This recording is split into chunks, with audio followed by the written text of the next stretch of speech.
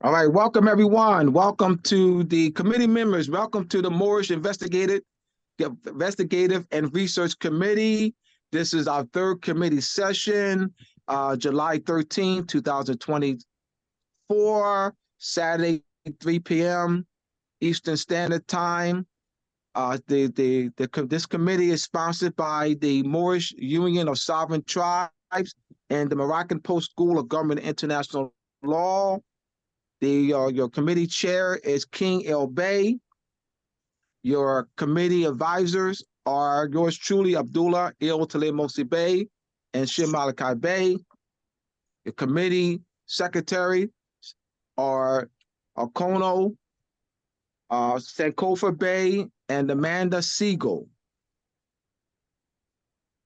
All right, so this is, as you see here, the Moroccan Post, the Moorish Investigative Research Committee, as you see there. So we just want to get official. You'll see the different the officers, the advisors, the committee chair. You see, as I mentioned earlier, it's important that we, and Sister Amanda will be taking attendance. All right, she'll be taking attendance, and she has she submits the attendance after every meeting in a Excel presentation. So this is I'm very excited that I've been working with King as I've worked with Shim for 5.5 years, and helping King put together. We are building a sound curriculum. We are focused and serious. I'm on the phone with King 5 days a week. Kono has done 5 flow charts already. We have we now have the Telegram page. So the recordings will be posted on the Telegram page. This is a recurring Zoom link. Well, King and I have put a lot of stuff on the Telegram page, but we'll actually be going over everything we posted on the Telegram page. We'll be going over. All right, we are building a sound curriculum. My plan was for us to do 3 weeks, 3 months of education, and after discussing with King, he said that three months was not enough, that we should do 6 months of education. So after the first 3 months, we're going to be doing evaluations. We'll be doing testing. We're doing testing, and King and I will be doing evaluations, and we'll see the cream will ride to the top. And so we'll see with the testing, class participation, who will be committee chairs. We also who will be on the board with us, and that will be by merit. All right, so we are very focused. We're serious. King will be doing Moorish Monday once a month, starting in about 2 months. He's starting a new job soon. So King will be on Moorish Monday once a month with me. King will be on my Facebook page. We're trying to set that up on my Facebook page once a week. We're looking to spread this to thousands of people, but this will be a closed committee, but we're looking to spread the information to thousands of people. We are focused. We are serious. All right. We want to talk about last 2 weeks ago. What was brought up in the discussion was that there are 5 systems of law in the world, 5 major systems of law, 5 major legal systems, 5 major legal systems. And I missed one. It was customary. So the 5 major legal systems, I need to get my notebook out. I just thought about this. The 5, I know them. The 5 major legal systems: the common law, civil law, mixed law, customary law, and religious law. A legal system is the underpinning and foundation of a nation state. These so and the legal they said so they're the legal principles. So the legal principles are the foundation and underpinning of a legal system. And the legal principles guide legislation. Follow me, y'all, because it's not limited to judicial proceedings. Guide legislation. So let's talk self-government. You need this knowledge to run Moorish government. So let's talk running Moorish government. You need legal principles to run Moorish government, to legislate laws, to establish courts, to run courts, as they are the underpinning and also to execute laws.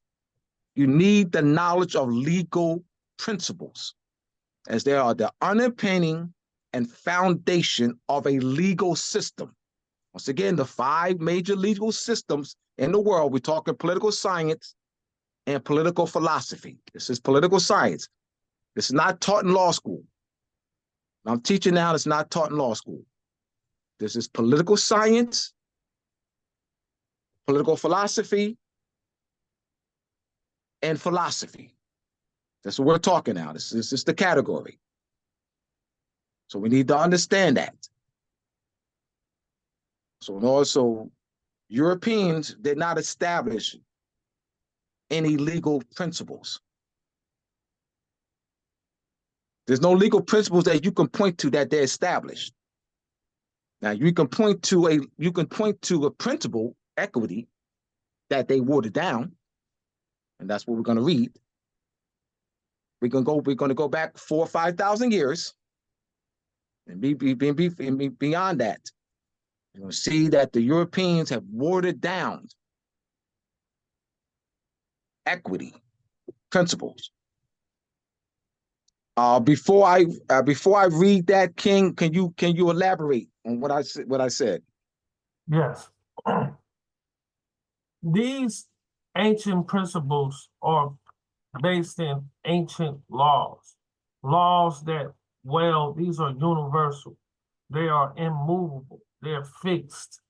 And all the systems of law based on what our ancient foremothers and forefathers understood about knowledge of self and self-governance and how to rule and deal with the politics of nation and civilization. To run a civilized nation, one must think proper and understand these principles. So this starts all the way back to Kemet, which they call Egypt. Even before that, there's ancient civilizations that were basing their knowledge base based on this. Now, throughout time, what had happened is we taught the Europeans. They came into, and like Abdullah said, Greek philosophy is really Kemet philosophy.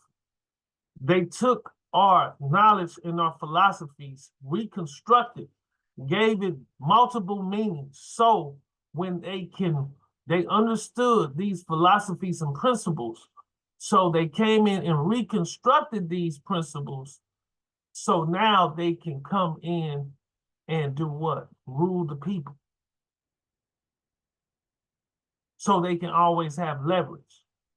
So they wrote laws that totally benefited them and every component based on what we see today. The United States is built on 2 major systems. One is the common law and one is the civil law. The common law is law that's made by judges. And then the civil law is one that's made through legislation. So it's a mixed system. One based in legislation and one based in the common law.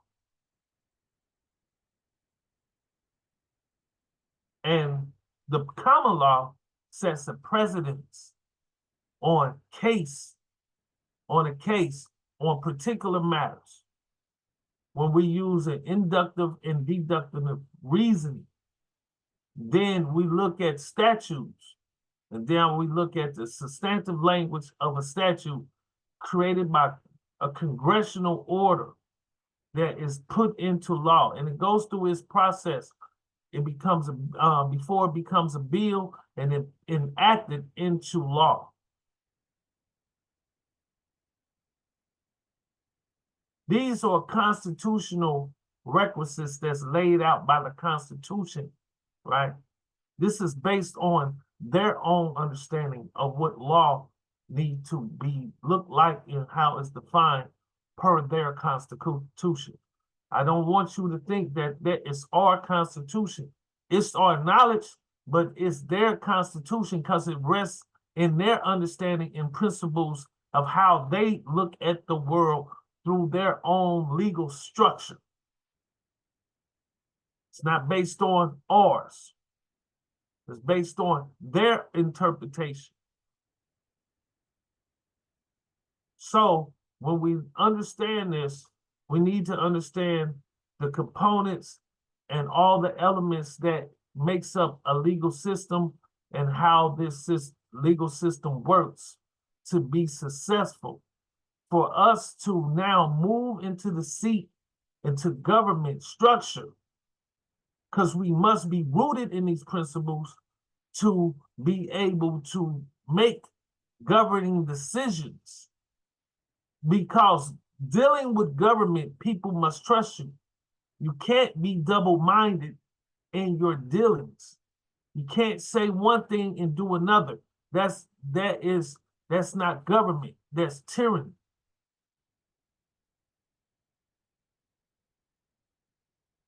Government is fixed in a customary practice of law that's fixed, that's immovable. No respect of persons is based on what we understand and is rooted in these principles and it's unwavering. I yield, Abdullah, so you can continue. All right, thank you. Thank you. Want to set that. So can you, Terrence, you put that up, Amanda?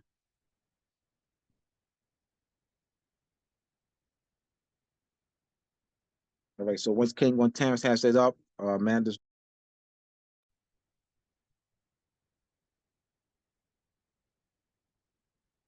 All right, so this is important that we are guided. Go back to the mindset of our ancient foremothers and forefathers. We're not there yet. We must do it Sankofa. So Sankofa bird would be a symbol that should be used, should be fixed in your minds. Sankofa bird is a bird that where the head is positioned forward and the head is positioned backwards and the body is positioned forward. It means that you are looking to the past, the ancient wisdom of our ancestors, and reaching back to the ancient wisdom of our ancestors and bringing forth that wisdom to the present to restore those principles in the present as well as in the future. Well, the Europeans have done that. The Europeans have done it, Sankofa. They've looked to us.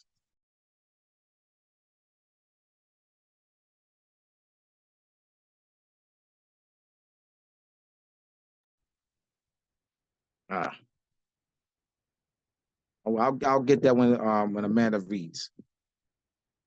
The Europeans have used the Sankofa bird principle. They've looked to us. They haven't looked to our Europeans. The Europeans don't look to Europeans. I know they present the lie.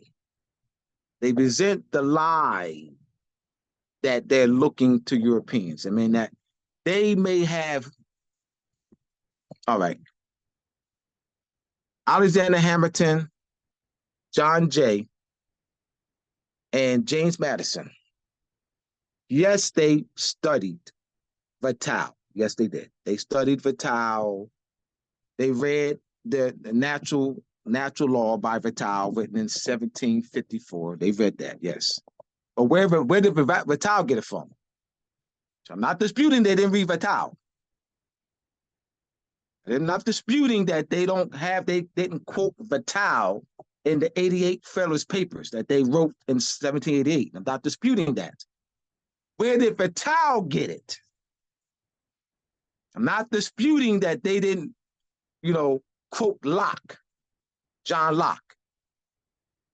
I'm not disputing that they didn't quote Thomas Hobbes. I'm not disputing that. Where did Thomas Hobbes and John Locke get it from? That's what I mean. So that's Amanda. This is from the article, The History, the Nature of Equity Jurisprudence. Okay, Ancient History of Equity. The oldest code of laws thus far discovered is the celebrated Code of Hammurabi, discovered at Susa in Mesopotamia in 1902. The block of black diorite on which the code is inscribed undoubtedly was carried off from Babylon by a conquering Elamite king and set up in Susa as a trophy. The entire inscription, containing over 2,600 lines of text, has been translated. Hammurabi, the king of Babylonia, resigned sometime in the period of 2400 to 2200 BC. The Code of Hammurabi represents a highly advanced and fairly complex level of civilization. Babylonia actually was an amalgam and the heir of preceding nations, which had flourished in the same area for a long period before the ascendancy of Babylon. Sumerian, Akkadian, Chaldean, Babylonian, Hebrew, Assyrian, Median, and Persian cultures all were phases of one long continued civilization. Thus, the code compiled by Hammurabi represents the product of civilized experience then already covering a period of almost 3,000 years preceding. While based on the primitive concept of the jus talionis, an eye for an eye and a tooth for a tooth, Hammurabi's code evidences the summation of various grades of culture. Thus, the ordeal by water undoubtedly originated in an era earlier than that in which were developed minute provisions governing property rights and inheritance. Formal lawsuits and procedures were quite well developed in Hammurabi's day, and most of his code represents an accumulation of rules, quite explicit and rigid in their application. Typical of these rules and provisions are the following excerpts. Rule 25. If a fire breaks out in the house of a man, and someone who has gone either to put it out raises his eyes to the goods of the master of the house, that man shall be thrown into the fire. And Rule 167. If a man has married a woman, if she has borne him children, if that woman has gone to her fate, if afterwards he has taken another wife, who has borne him children, and if afterwards the father has gone to his fate, the children shall not divide the property according to their mothers. They shall take the marriage portion of their mother. Their father's property shall share in equal parts. Laws relating to the commercial relations were numerous and showed the existence of a highly developed system of commerce. The first suggestion of a legal concept faintly resembling modern equity also appears in Hammurabi's code. While resembling modern law provisions, rather than modern equity provisions, these ancient rules suggest a groping towards a righteousness which is more than arbitrary statute law. Rule 42, if anyone has taken a field to cultivate and has not made grain to grow in the fields, he shall be charged with not having done his duty in the field. He shall give grain equal to that yielded by the neighboring field.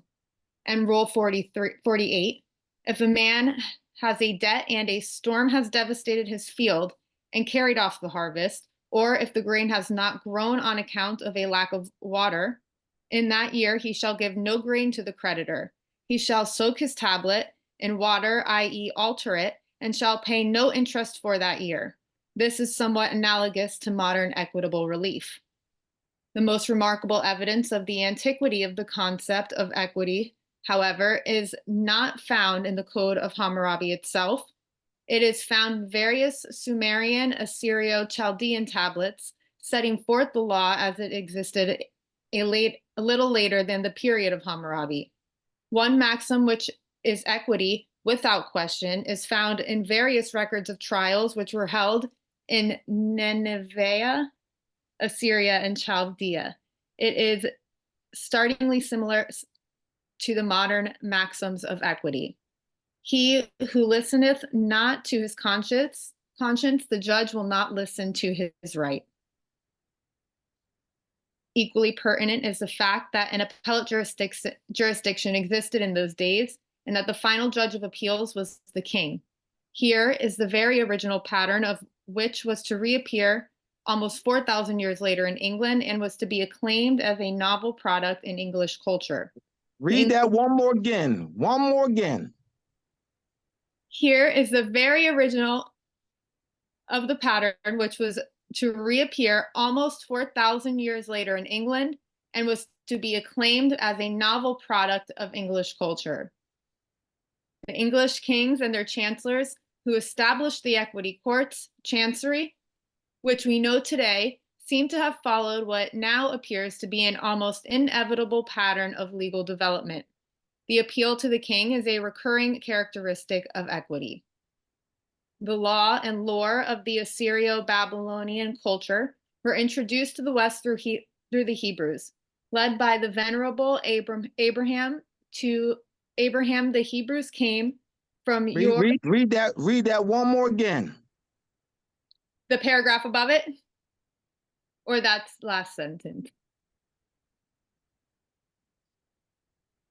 Here is the very original pattern of which was to reappear almost 4,000 years later in England and was to be acclaimed as a novel product of English culture.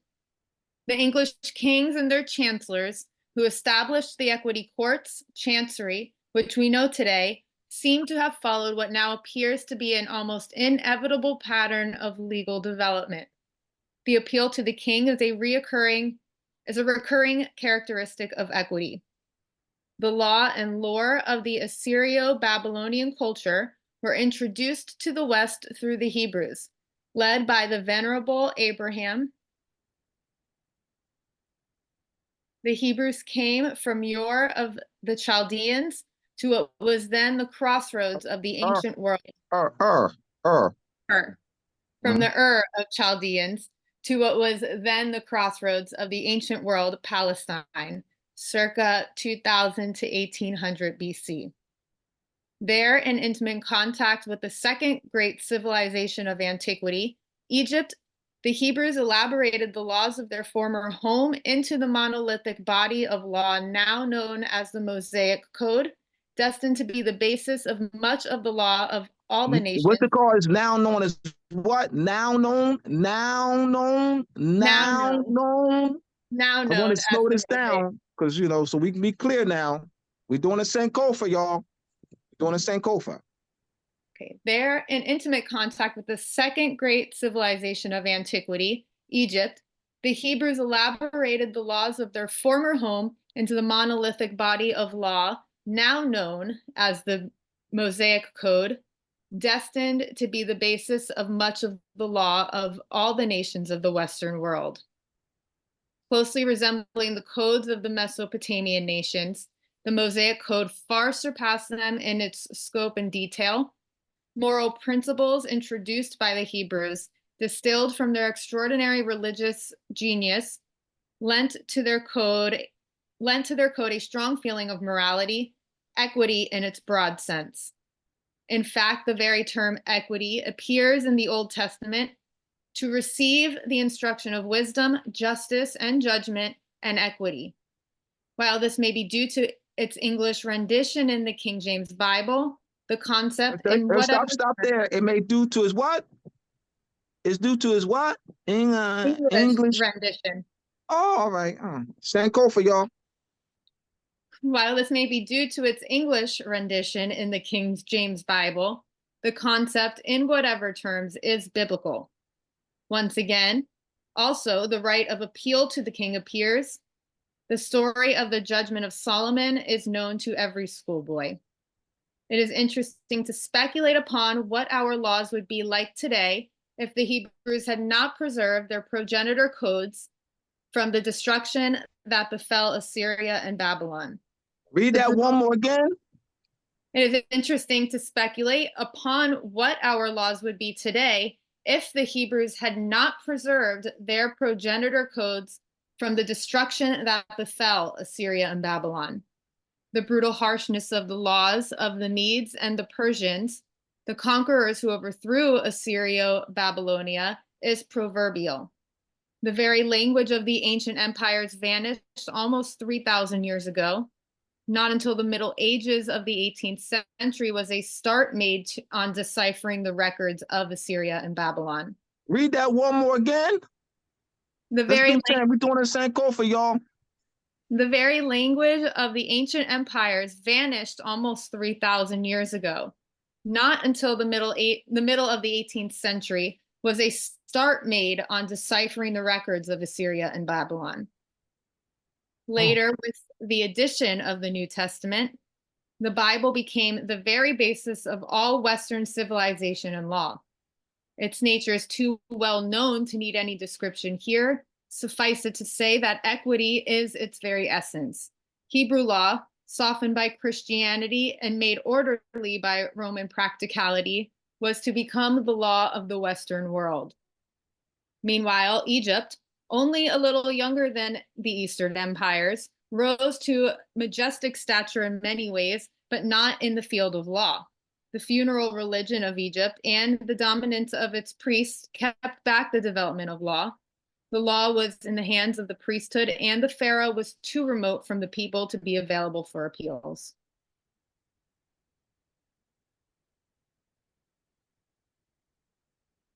Ancient Greece, the source of so much of our present culture, had surprisingly little to contribute to the development of law or equity. The first written laws of Athens. Read that one more again. Ancient Greece, the source of so much of our present culture, had surprisingly little to contribute to the development of law or equity. The first written laws of Athens were the laws of Draco, distinguished only by their severity. Draconian law became almost an epithet, and these laws were said to have been written not in ink, but in blood.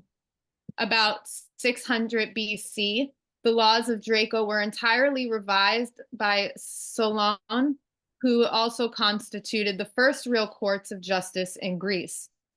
These courts were constituted from amongst the citizens of Athens, and the panels of judges were enrolled by lot, thus giving even the poorest citizen a chance for judicial office in most democratic fashion. But Solon's laws were so drawn as to keep control of the chief offices in the rich men's hands. Furthermore, because his laws were written somewhat... Stop there, Amanda. Go back to what you said earlier, King, about how they have watered it down for control, King. Just restate that point, King. Okay, based on the history of law, now coming into modern day law, they took what was our ancient principles and they reconstructed it in such a way where, like they said, to keep it in the rich man's hand, to keep it in their hands so they can always have the ability to establish rulership over the people that they colonize, that they conquered through colonization, brother, etc. So we must understand that this mixed system of law today, based on the common law of England and the civil law, it's a mixture of law to leverage their ability to maintain rulership by these police states to keep us in subjugation so that we can never rise. You might have one person that consider himself black that make a little money now. He's the example for the whole community. Michael Jordan, he made it. Look at him. He made it out the ghetto. Look at him. While the rest of us have to look, humbly to Michael Jordan and see like, oh, Michael Jordan, he's made it. That now that we can reach that pinnacle, but it's rooted in their law to now never allow us to get ahead, even through FBI. What was J. Edgar Hoover, yeah. He said we must never allow the rise of the Black Messiah. Why? He do not want the spirit of our people to get the law and understand and rise up so that we can free ourselves. So this law that we're looking at today, everyone, is rooted in our ancient principles to form civilized nations that think proper about their own mankind, because that is cohesive to having a good society, a peaceful society. When you learn how to think proper and you stand on these principles, it keeps the peace. You won't have a dictatorship or tyranny. People won't live in fear and consequence of something because everyone will have equality. I yield, Abdul. All right. So thank you, Amanda. Thank you, Amanda, for that. You're welcome. All right. So I'm gonna before we Terrence, you can put I'm gonna read a few things. All right, legal system serve as the foundations underpinning the legal system of nation states and guide judicial decision making. Legal principles play a crucial role in shaping and providing a foundation for the proper functioning of law. These principles serve as the cornerstone for the creation, that's legislation, interpretation, judicial branch, application of laws, executive branch, ensuring justice and fairness in judicial decisions, not only in judicial decisions, but it says in what? Cornerstone for creation, that's legislation, interpretation, so in all aspect of government. We're putting the focus, and I will continue to say, King, throughout these various classes, all aspect of government as we are preparing our people for self-government, self-rule. So it's not just legal proceedings.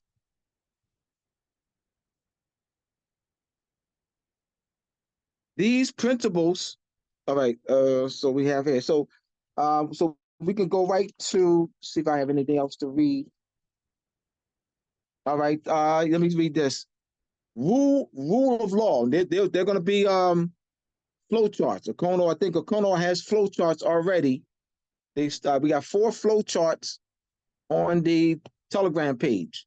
As I said before, the committee has a Telegram page, and all of you are members. I made all of you members of the Telegram page, and Mia Moore sent it out to, her connections on her end.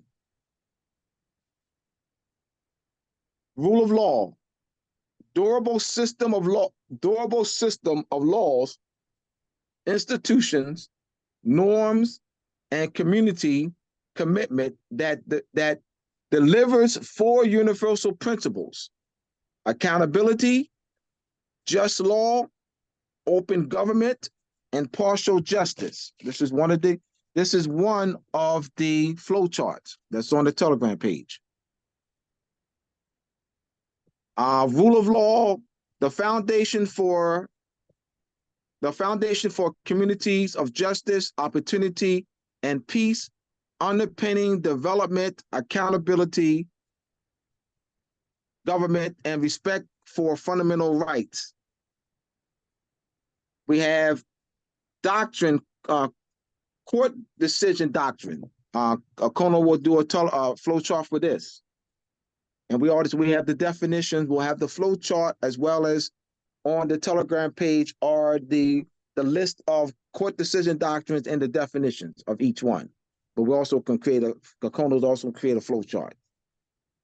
Each of these doctrines plays a crucial role in maintaining the integrity, efficacy, and fairness of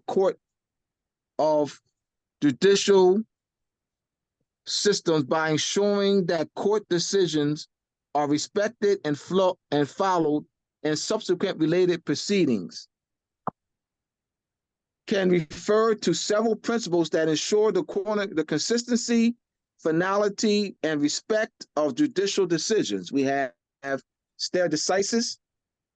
Number 2, res judicata. 3, collateral estoppel. 4, law of the case. 5, judicial estoppel. 6, mandate rule. 7, precedent. We won't get into these today, but these will be flowcharts. We have vexation litigation, frivolous claims, court orders, security for cause, pattern of behaviors, resource drain, specific laws.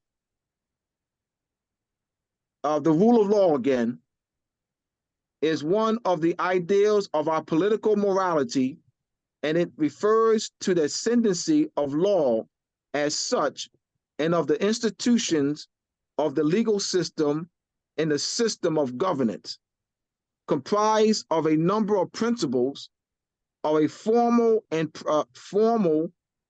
procedure character, addressing the way in which a community is governed. Application of law to fact. We'll get into this today. We'll continue with this point today. Application of law to fact, or applying law to fact. Determining the legal consequences of a set of facts. In other words, determining what the governing rule of law requires of the parties when those facts exist. Application of law, continuing that, involves interpreting and applying status, regulations, and legal precedents to the facts of a case to reach a legal conclusion or judgment. Finding of facts, determination made by judge or jury regarding the facts of a case. So I just wanted to, I thought it would be proper because there were great questions 2 weeks ago. And then as I am studying there daily, and I'm on the phone with King at least 5 times a day, 3 hours at a time. We sometimes on the phone twice a day. And then, so my knowledge is growing with this. And so I'm better able to assist King and helping him structure and also teach. So you'll hear more of me. You'll hear more of me. And help them as I work with Shem. I've been working with Shem for 5.5 years. This is what I'm doing with King, is what I did with Shem. All right. So I want to thank King for taking up the mantle and for agreeing to head this committee and agreeing to teaching us. All right. So we're looking to spread this to thousands, but this will be a set committee.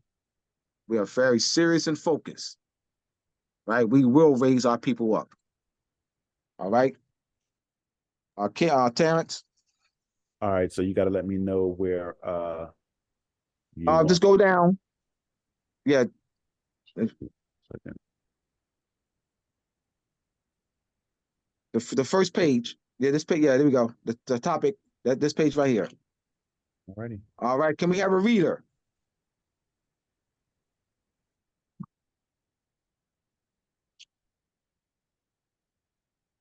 I'll read. Mhm. 1. Reviewing of findings of facts and conclusion of law. Findings of facts and conclusion of facts. A fact. The act or process of determining the facts and often the issues involved in the case, situation, or relationship. Findings of facts refer to the findings of fact refer to the decisions made by the trier of fact on questions of fact in the case. Question of facts arise when the parties disagree on facts, and after presenting evidence, the trier of facts must decide what the facts actually are. I do encourage everyone to, if you haven't seen the previous class, please do so. And if you have seen, if you were with us live, watch it again. Watch it again. It was great class. It was great participation. So please watch that again. Both recordings are on the Telegram page. So Terrence, put up the one that has the questions, the answers, the ones that have the one that has the answers. So what we're going to do is we're going to read the question, and yeah, here we go. So we're going to read the question and the answer, and King will elaborate, and we're going to open up for this for questions on each one. All right. Here are the answers to the questions about conclusion of law and findings of facts. What does conclusion of law mean in a legal document? A conclusion of law is a judge determination regarding the application of law based on the facts as found. It's essential the legal reasoning that supports the court's decision in a case. Question 2. What are some examples of conclusion of law? Hey, King, let's open up the questions. Let's do each one. Let's do one at this. We'll be going to read the question and the answer, and then open up for questions. Okay. So now on question 1, does anyone have any questions in understanding and interpreting what does a conclusion of law mean in a legal document?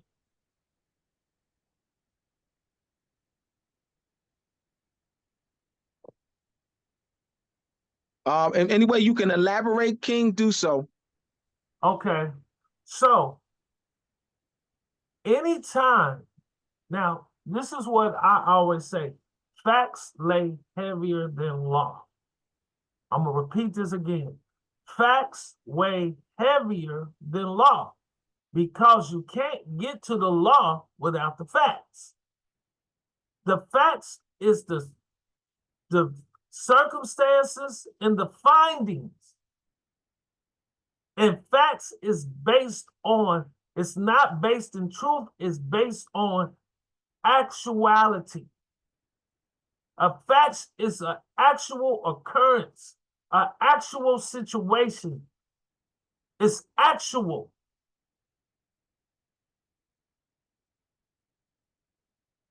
Two people can see the same thing and come up with two different understandings. But the facts of it is there was a car accident. It could be a car accident. That's actual. That is now proven by evidence. So to look and reach towards evidence, you must know what the facts are. You must have the fact-finding tools to collect the evidence to make a true determination of what the facts are. before the law can be applied. You must have the totality of facts to make a true argument in your position to support the application of law to make the judge think proper so that he can make a proper ruling based on the facts and based on the application of law in which you made a claim on. You're going to make a claim on the application, and the facts are going to support that application. Do everyone understand that? So how do we come to conclusions or findings of facts? You can use affidavits, your own affidavits as witnessing other person's affidavits of the actual of what they seen and what they reported in the affidavit. Also, the collection of the car accident from materials that was broken, pictures also that can be used. Also, all of these different things, even down to the person, if they had a driver's license or not. That is evidence that could be used, because if the person had didn't have a valid driver's license, they weren't even supposed to be on the road.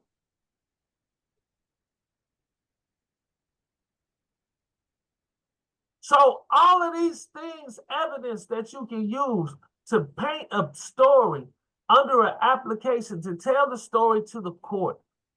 It's an art. It's an art of storytelling that you're presenting to the court and explaining to the court based on this, that you have, based on this application, that it is sound, and you want the court to think proper in their thinking based on the evidence that is irrefutable, that is clear, convincing evidence, preponderance, right?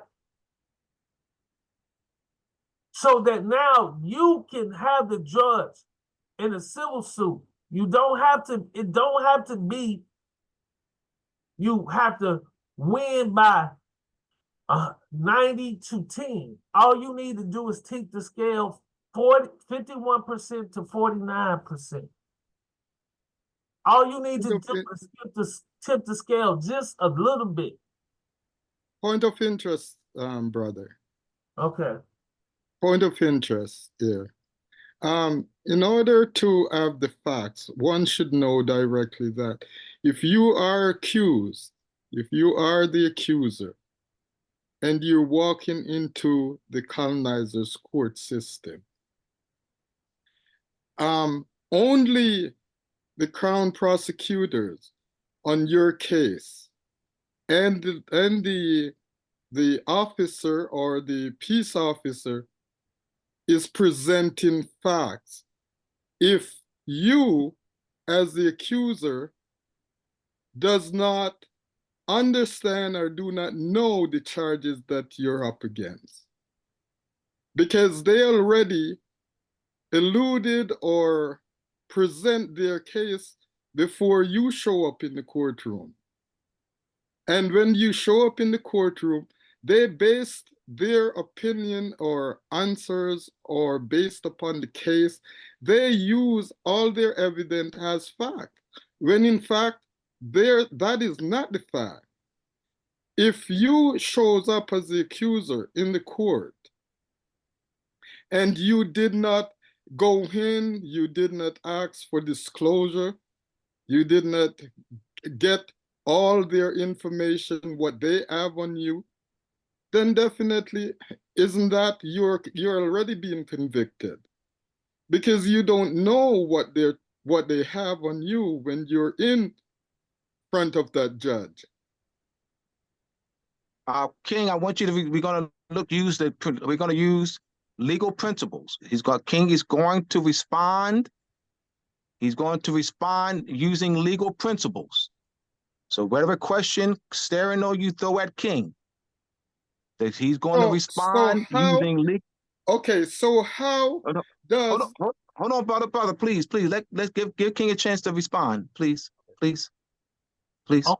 First of all, when you know these legal principles, you know how to deal with things under accusations. Remember, the attorney was not there. He can't exactly facts. Yeah, let King this King is going to give us. King is going to guide us. This is for everybody. It's not just for you, brother. It's not for you. Okay. This is for everybody too. So King is going to guide us with legal principles. You presented a scenario. King is he's analyzing what you said using legal principles. He's going to talk and present the legal principles. So give him a chance to do that.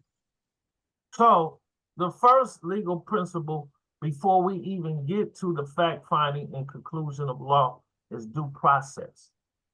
Due process is a legal principle based on the constitutionality of these three branches of government. If you go in their court, they have to honor their constitution. And it says due process of law. They cannot take property, private rights, liberty, life, or any of that without first giving you due process. What do that mean? What does due process mean? They have an obligation. Due mean obligation. Process mean the legal system, according to this legal principle that guides them, they must follow and adhere to that to the letter of the law. These are legal principles. It's no respect of person, because due process is based in equity. It's based in equity. It's fair treatment. So when they come in there and they present a claim, you have the right to ask for discovery. You have the right through your discovery, ask for witnesses, collection, and to inspect evidence. You have a right to inspect evidence. You have a right to confront your accusers. You have a right to be heard. You have a right to bring witnesses. You have a right to rebut their claim. These are due process that is embedded in the fabric of the constitutionality, set in stone by the common law, judge-made law, constitutionality of the common law, which is bedded on due process principles. So when they go into making claims, it's your job to understand what is the regulations of due process. When you're dealing with these people, due process. So now after you handle the due process, because due process, there's a lot of other things to go on with due process. After you inspect the evidence, you do all of this. You can even file supplemental discovery based on discovery material that you had that was not disclosed to you. But these are techniques that you got to understand. And they have to respond within a timeline, right? This is another principle, right? Because if people had the time to not to answer, they cannot answer for 2 years. This is what they call time computation. Everything has a statute of limitation. They don't just get to say, okay, now you give them a time computation. Most of the time it's 30 days. Answer and deliver certain discovery materials, evidence, and collection to allow you to inspect and challenge the facts. Now, after you go through your due process, now we look at findings of facts. What is the finding? The findings of facts. It can't be based on something that someone haven't seen. Anytime somebody, we're talking about admissibility of evidence. Someone has to come under the penalty of perjury and swear and attest to the facts.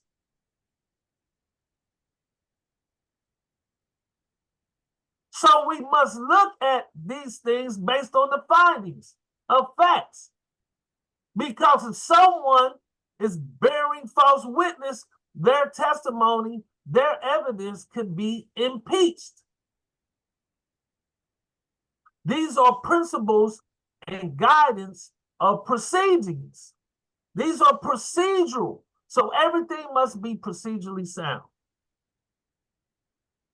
So if a cop come in there and he give it to the prosecutor, because the prosecutor got to present the case. The officer is acting as a witness, the star witness of a case, or the agencies or detective. They are the ones who's bringing the facts. The judge, the prosecutor is going to argue the application of law. So we must challenge the facts. What is the facts? And did they first, before jurisdiction can even be had, did they afford you due process? Because if they violated due process, everything they did is void ab initio. It has no bearing if they violate due process. So that's the first thing you must understand about your case, that you have a due process right. It's a right. It's not a privilege or a benefit. It's unwavering. If they fail to give you due process, the case is over with. If you can point out and identify what it is, I don't care even if it was murder. If the court failed to adhere to the due process regulations and standard, then the case, they never had jurisdiction in the first place. Then the second step is now to examine what they found. The findings. And now you get to challenge the findings. So I'm going to give you an example on how I beat a DUI case. Just pay attention, y'all. A gentleman called me from New Jersey. Hey, brother, I found you on the internet. I got into his case. One of the things that I asked for discovery was they tried to use the breathalyzer against him. He already had some smarts about him because he had a bottle of scope in his car. Scope will trigger the breathalyzer because it's got alcohol in it. But what got the breathalyzer disqualified is I asked for the manufacturer's instructions. Hear me out. Hear me out. I asked for the manufacturer's instructions. So they could not provide me the manufacturer's instructions. How could we challenge the integrity of the device?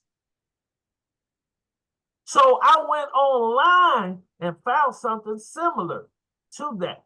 And what we discovered, and behold, that those devices have to be treated a certain way. They have to be calibrated after so many times in usage. Right? These things, they are technologically, right, built in a certain capacity in which the manufacturer tell you how to maintain the integrity. So when we got to asking for discovery of those things based on the manufacturer instructions, they could not provide them. So we got the breathalyzer kicked out because they have no record of anything that they did to ensure that this device was operating in accordance to manufacturer standards. When you understand how to look at things through discovery, you can make a sound defense. You can mount a defense. But when you're ignorant to certain understandings and principles, you cannot make a sound defense. So that's just one example. So based on that finding, there was a finding that they must wasn't calibrating. They must wasn't cleaning it as it was supposed to. They must wasn't keeping up the machine according to the manufacturer standard to be able to use this on a civilian population. If I am using equipment that is not according to the manufacturer, he is the manufacturer. He tell you how to use the equipment. How could you go against the manufacturer when he made it for a certain intent and purposes? There must be a record in the log of you using that in accordance to the manufacturer's instructions. So based on that finding, that equipment could not be used.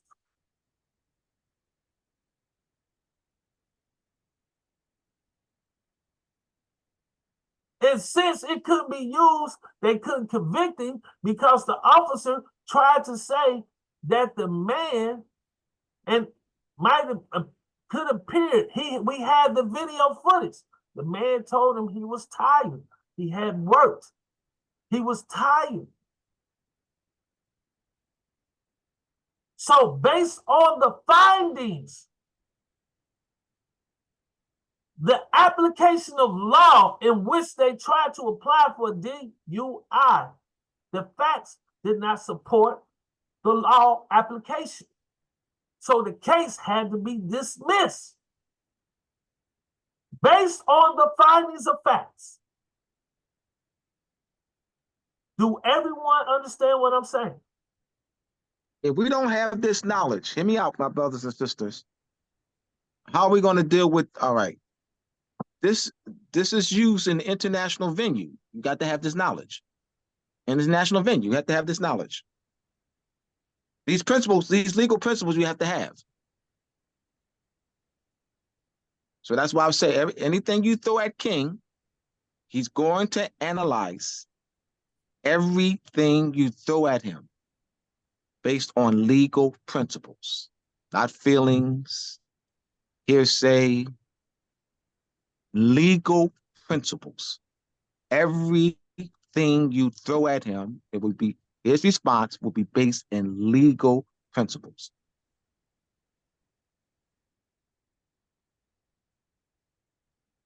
All right, so we can.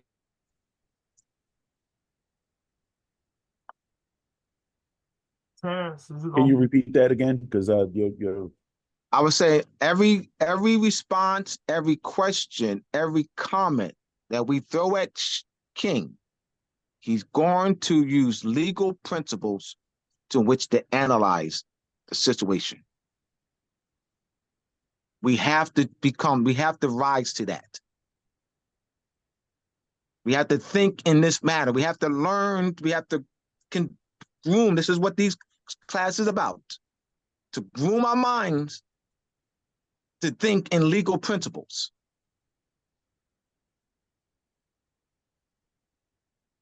All right? All right. So you're ready for the question back? Yes. Yes. Thank you. Gotcha. That's what it left out at. So hold on, give me 1 second. Thank you, Terrence. So that's number 2. Is we on number 2? Yeah, we on number 3. 2. All right, go ahead. Go ahead, King. It says, what are some examples of conclusion of law? Examples include determination of whether a party breached a contract, whether a defendant violated a particular statute, or if an action meets the legal definition of negligence. So, this is what we have to understand. And let me elaborate. If you have a contract case, right? We're going to start with the contract, and then we're going to go on as it's a sequence. You must point. So you got people who have mortgages. I help people with mortgages, right? I was talking to people about mortgages. The very first thing I asked them, did you read your contract? You know how many people read their contract? 0. So I say, how do you supposed to know how to mount a defense? Because a lot of more say, well, I ain't got to pay, it's HJR 192 and all of these different things. No, this is my land. But they signed a contract. They never read. A voluntary act. So you signed a contract that you never read and you don't even understand what's in it. So we first got to go through the contract. I must read the contract and explain and identify what they first signed to determine if there was a breach. We must look at the language. It's called substantive language that created this whole condition of this contract, making it binding on both parties. That's the first thing. You got to read it. And did both parties adhere to what? The elements of the contract.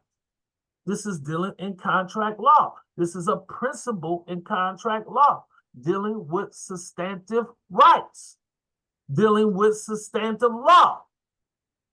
This is an element and a principle that is going to guide you in contract law. And if you don't know this, then you won't never understand what you did in the contract. You can't hold a candle up to nothing because you don't even understand the legal principles they're going to use.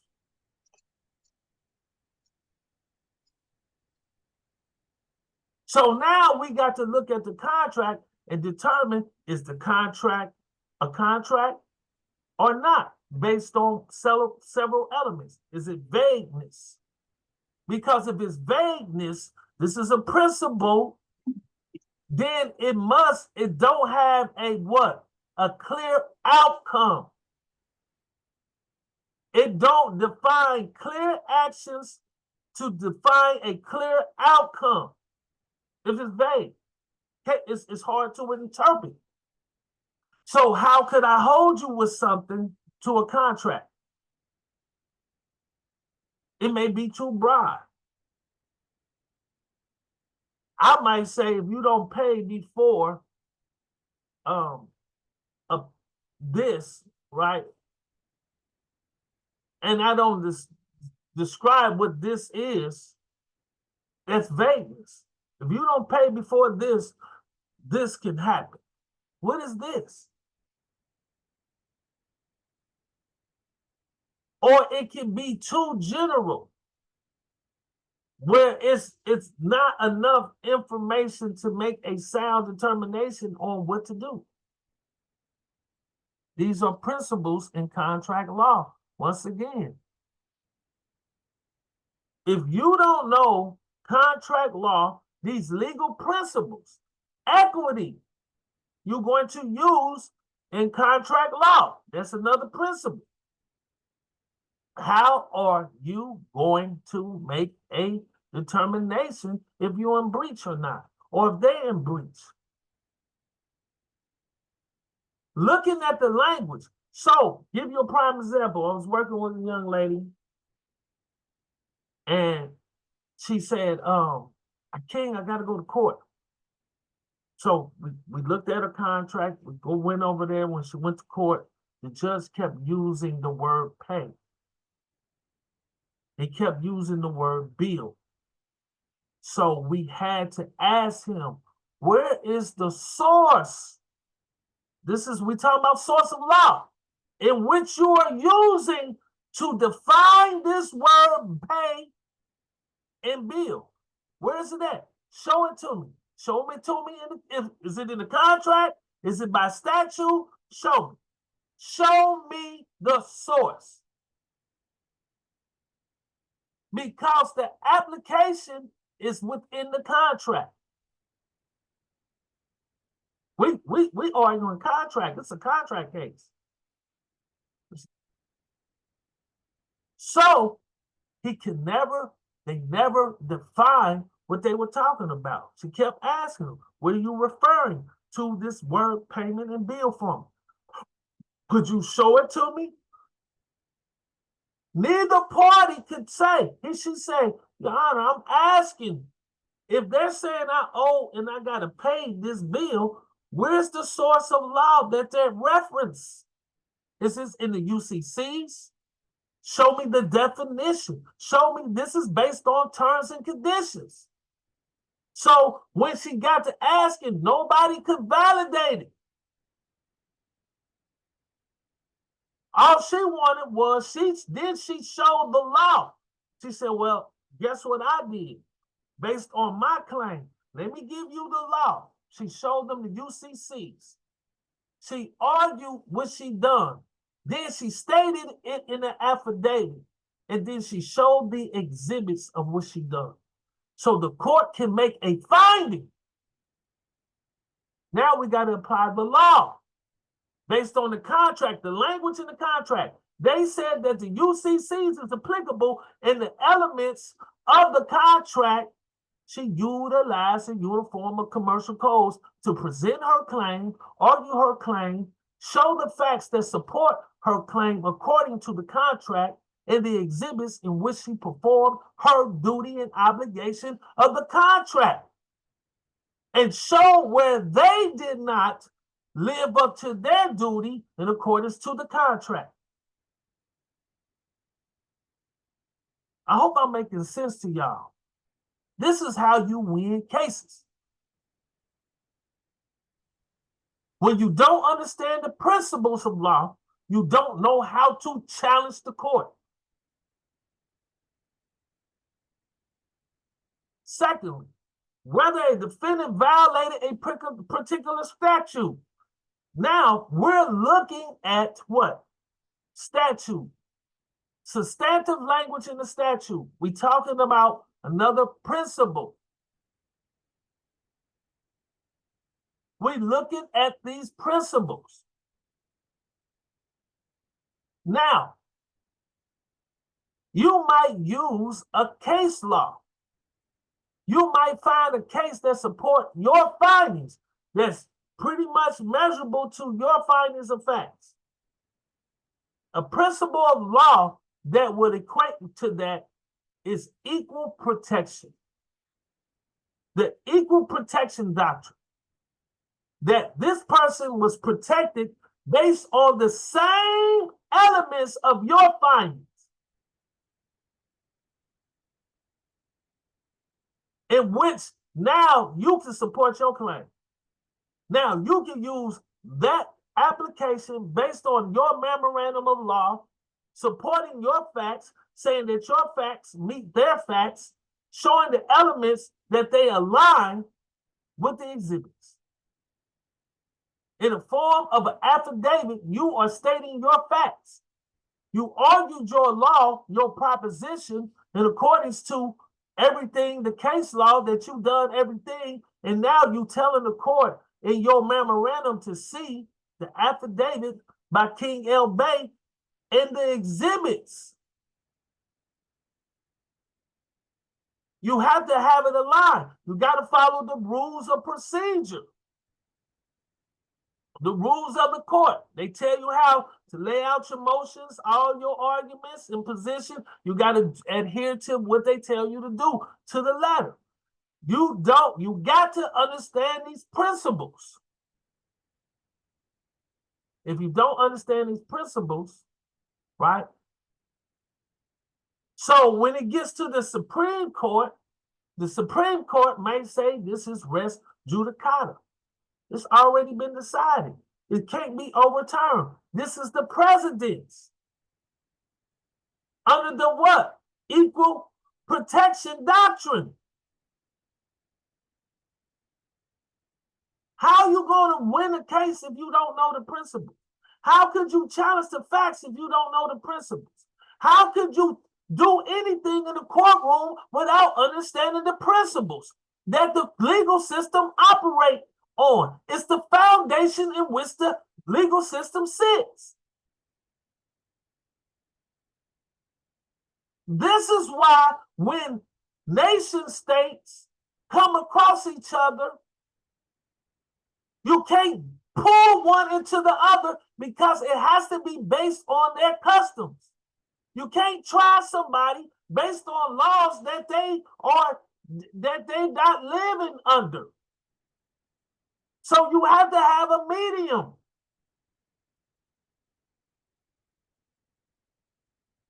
This is why you must understand everything, and you must look at things in accordance to understand based on international law, international principles.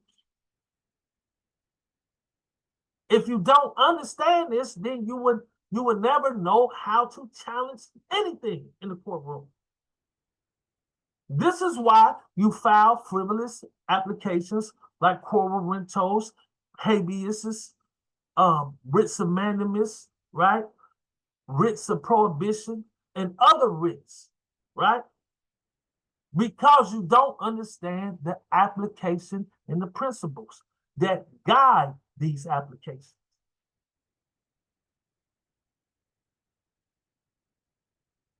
So, in civil law and in common law, right? In civil law, you have what they call penal law. So, the court must determine in some action in the contract case who was negligent. In a contract, that means a breach. If you was negligent, you committed a breach. In statutory law, there might be fines or penalties associated with the statute that you did a willful act, an intent. The first thing you must understand, legal intent. In all criminal actions, intent must be a primary element. Mens rea, if the mind is guilty, the man is guilty. They must show a conduct, a pattern of conduct. So then they can assert penalties with civil law. Do everyone understand what I just said? Any questions? Yeah, I got a question. Peace, King. Okay. This is Noble. For the class, just to bring a clarity, I'm asking a question I already had the answer to, but just for clarity for the class, can you please explain what makes up a contract, the elements of a contract, and then going to unilateral, because some people, they get those terms confused, because you have elements that make up a contract, and then in the courts they have unilateral contracts, and I've noticed that people, they get those terms confused. So I was wondering if you could elaborate on it. Okay. So when we're looking at contracts, right, we must understand that both parties, in order for something to be contractual, both parties must gain some type of advantage.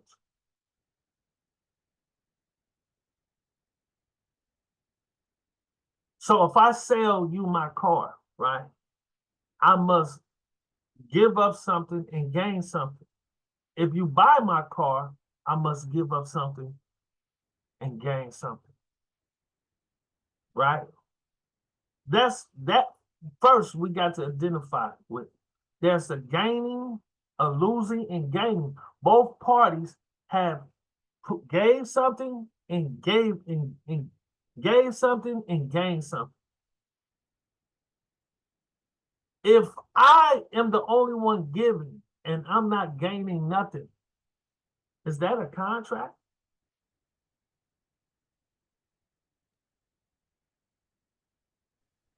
So we must define unilateral contracts and what that means, right?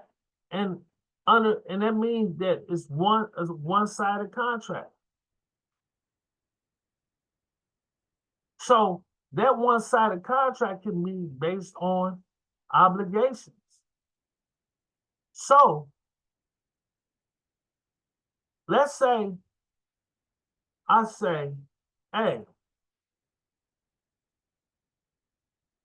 I need you to cut my grass. So what am I going to do? I'm going to give you the money. You might ask for a certain amount up front. I say, well, here's $250. And I owe you, you might want a quarter of the money up front under the obligation of a contract. So I give you the $250 and you never come. You are in breach. When we're dealing with these unilateral contracts is basically you doing something to gain a benefit from someone else. Let me say that again. Is you doing something to gain a benefit from someone else. Someone else is not gaining a benefit from you, more than likely. These are contracts that, based on the United States legal system, these are not good contracts. These could be maybe voided, but a lot of us don't know how to defend a contract. Because a contract, there's a two-party recipient. Both parties gave something to gain something.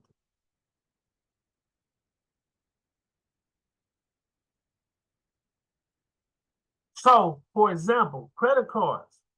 What kind of contracts are those?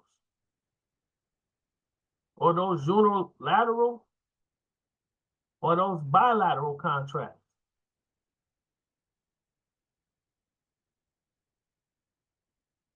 Anybody understand these? So the language has to be clear in the contract. This is how you determine if the contract is unilateral or if it's a bilateral contract. You must understand the language in the contract to determine if the contract is unilateral or bilateral. So, lots of times, what? The credit card company is saying, hey, we're going to give you a credit card. You say, okay, I'm gonna take this credit card. Based on your credit, you're allowed to get this credit card. We're going to approve you for unsecured credit. Now, on this, you agree to pay this card on time if there's any charges or fees, right? And if not, they charge you interest.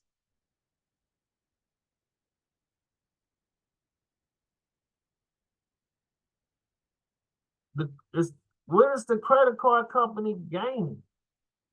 If you never be late and you continue to pay on your credit card every month and they make no interest off of you, but they keep giving you interest, extending you credit, that's a unilateral contract.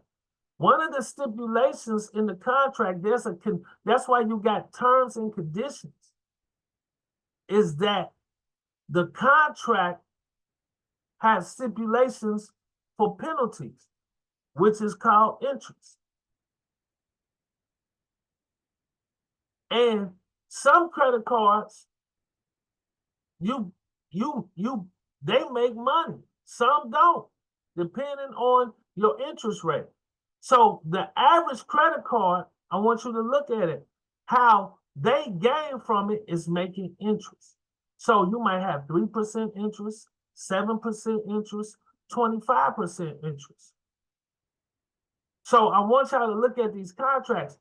These are conditions of contracts that could be unilateral or bilateral. The bilateral contract is that they're making interest off of your payments. They're gaining. So you got bilateral contracts because you are paying interest every month on a credit card. On every purchase you make, you pay interest. Some credit cards you have to pay an annual fee. You must look at the language of the contract to determine what kind of contract you're in. This is substantive language. In Islam, being a Muslim, you don't supposed to pay interest. You're supposed to return the party and make them whole again. In the United States, Code of Hammurabi. Code of Hammurabi. Let's go back to that, King. So there's a violation here of ancient principles. This is what King was saying, that they've taken our ancient principles, right? So they start with the ancient principles. Well, how can we get around this? What can we do to, you know what I mean? The still, you know, we're gonna remove the original intent and application. and this is how they do it. They charge us interest and then they tax us to death. This is why we can't get out the hole. We see, oh, Michael Jordan, he made it. While the rest of us are being taxed severely. Every time you go into the store, it's a tax. Get some gas, it's a tax. You buy a house, it's a tax. Then you got annual property tax. How could you ever get out of debt when they're constructing the laws to tax you every time you turn a corner? And they're using a Federal Reserve. They're not using money. They're not so using the money. So they're using an instrument where they control inflation and deflation. So doing inflation and deflation, where you have gold and silver, you have stability, you have balance. All right, let's go back to code. Let's go back to equity, ancient law, the nature of equity jurisprudence. All right, let's tie this in. The nature of equity jurisprudence. All right, gold and silver, balance, equality, equity equal, harmony. How can we get around this? That's all they did. They're not coming up with, all right, what I'm saying is they're not coming up with a system. They're not coming up with a legal principle. They're violating. They're not coming up with a legal principle. They don't have no legal principle that they established. They take the legal principle that's ancient and how we get around it. That's all they do. So, in understanding these principles, this is how we're going to get back into governing ourselves, by living according to these principles. Islam, point of interest. Yes. Okay, so based on everything that we have discussed, the principles are important for self-governance. But there is a process by which you can change your status commercially, and then you are not subject to that jurisdiction if you follow the proper protocol. Why not focus on that and get the people out from underneath that artificial person jurisdiction so that they don't have to continue to keep on going in these courtrooms and dealing with these, laws that we already know are not set up for us to win under? Let me answer that, King. And Pacola can answer that too. All right, we had a conference. We had a conference on May 18th. King was one of the keynote speakers.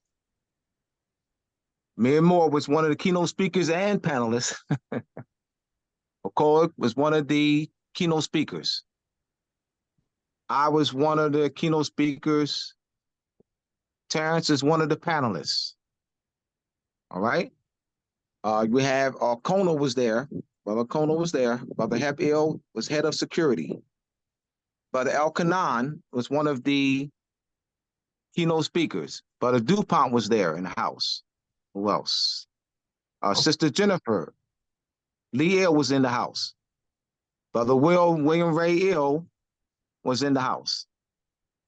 All right, so we have a plan of recovering of our lost Moorish sovereignty, of establishing a national Moorish provisional government, whereby the heads of the various Moorish body politics will convene to sign an agreement to form this. It will be an official formation of this national provisional temporary governing body. We'll start in September or October. We'll have annual monthly meetings on Zoom, on this Zoom channel. Will be monthly meetings with the various heads, 30, 40, 50, 60, how many are they? That will convene. Those heads will present a record of their population and a update of their outreach. Right, so the process has already begun. I'm with you, sister. We there. I got you. It's already begun. This is also part of the process of education, is a major component. We have the Moorish, the Moroccan Post School of Government and International Law, Moroccan Post Media YouTube page. There are free courses on there. The Moorish Body Politic Formation course, 12 classes. Those classes we recorded live, and starting at the end of March of 2021. There's 12 courses. Then we have the Moorish Treaty Protection and Constellations course, about 15 or 16 courses. Those are courses on that course began in July or August of 2022. We started the Moroccan Post School of Government and International Law Telegram page, and we had about 70, 80. We got about over 100 people that are members of that Telegram page. And we offer, once again, free classes with every second, first, or third Thursday of the month. So the process has begun, but the education, like what Shem and I have been doing for the past 5+ years, is spending a tremendous amount of time addressing misconceptions. And it's not as if we can just flow the class. Okola, DuPont, and Terrence can bear witness. We were constantly addressing misconceptions. People would ask questions and make comments when we spent, but by necessity. So I'm not saying it's a bad thing, it's the necessity. I myself, 25 years of misconceptions. So Shem had to groom me. Okola, El-Kanan, King, even more, Jennifer, those all you've been misconceptions. So it's not as if we can just, all right, King, tell you what, we're gonna stop this teaching. King, we're gonna start no teaching, King. I'm being facetious. No teaching. We're going straight committee. Next one, we'll end the teaching today. I'm being facetious. We'll end the teaching today. King, we're gonna put them in committees.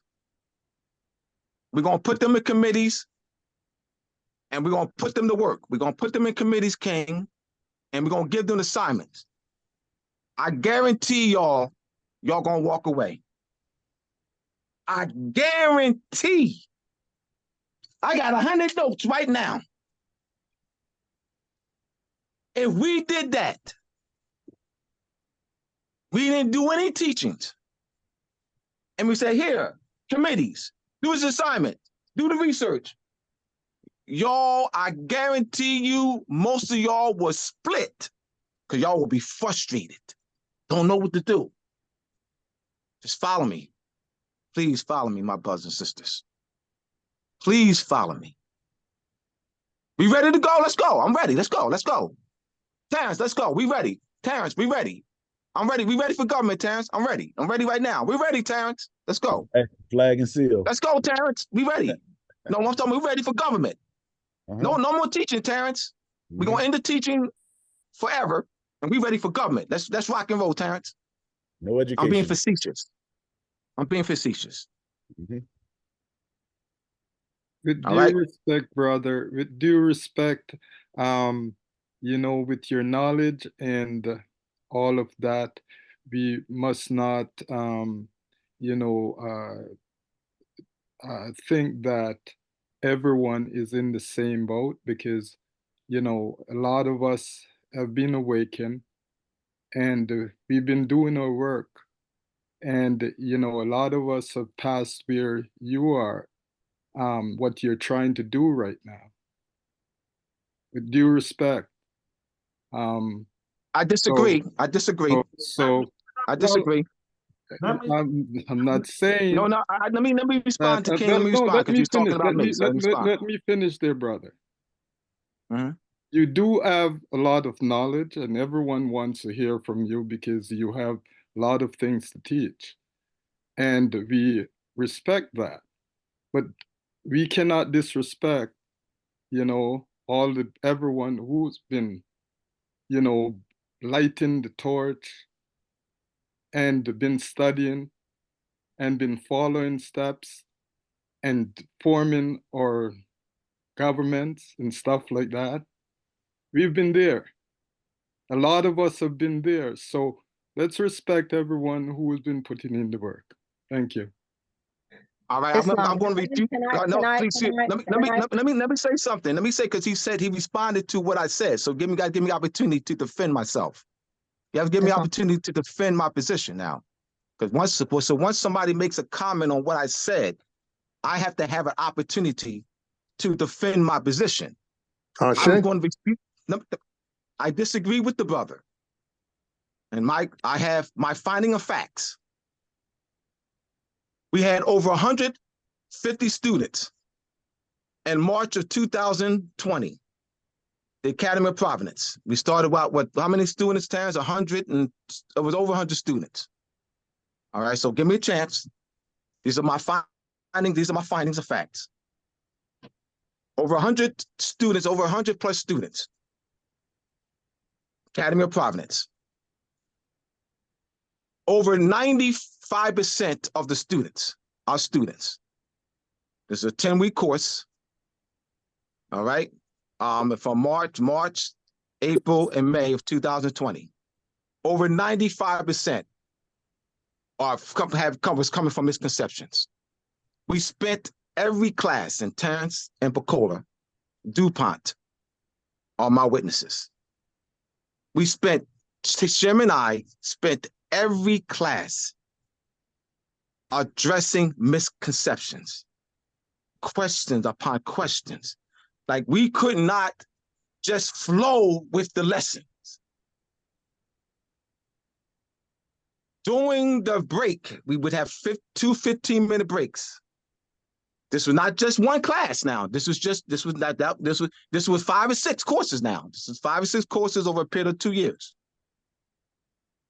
we during the break, 15-minute breaks, we'd have two 15-minute breaks. And Terrence is my witness. DuPont as well. Amanda, DuPont, Terrence, and McCall are my witnesses. They were growing. They were discussing.